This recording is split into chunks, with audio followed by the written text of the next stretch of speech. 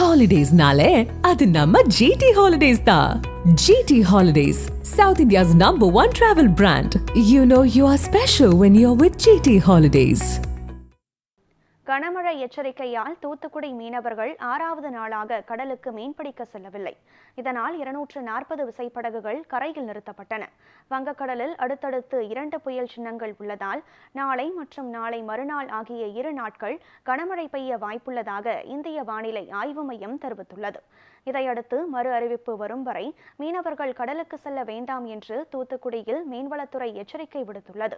அதன்படி தூத்துக்குடியில் 6வது நாளாக மீனவர்கள் கடலுக்கு மீன்பிடிக்க செல்லவில்லை. இதனால் சுமார் 240 விசைப்படகுகள் கரையில் நிறுத்தப்பட்டன. கனமழை எச்சரிக்கை காரணமாக கடந்த 15ஆம் தேதி முதல் தூத்துக்குடி மீனவர்கள் கடலுக்கு செல்லவில்லை என்பது குறிப்பிடத்தக்கது.